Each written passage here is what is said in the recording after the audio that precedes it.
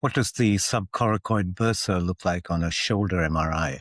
Before we begin, all our videos now are in multiple languages, so if it hasn't automatically come up in your preferred language, just go to your settings and then choose the language that you prefer. You will see all the audio and text. The whole video will be in your language. Okay, let's get back to this image. We have a sagittal PD fat-saturated sequence.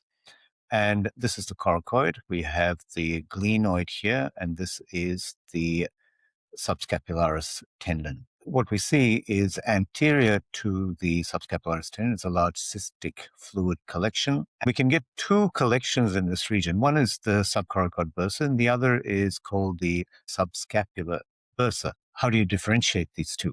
Well, the subcoracoid bursa lies superficial to subscapularis, and there is no communication with the joint. So this is entirely separate to the joint. The subscapular recess or subscapular bursa does communicate with the joint. So you will see a communication of fluid, and it will be predominantly deep to subscapularis, but you can get like a saddlebag appearance where it can sort of overflow the top of subscapularis. But the key difference is that it communicates with the joint, and there's a component that will be lying deep to subscapularis. With the subcoracoid bursa, it is all superficial to subscapularis, and there is no communication with the joint.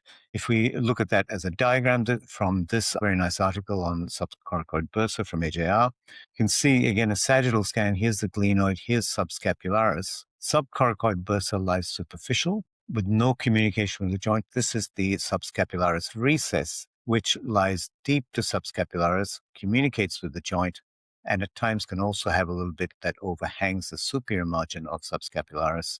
But the differentiation between these two is the fact that the subcoracoid bursa does not communicate with the joint, and there will be no component that is deep to subscapularis. So there we have it, a quick overview how to diagnose a subcoracoid bursa on a shoulder MRI.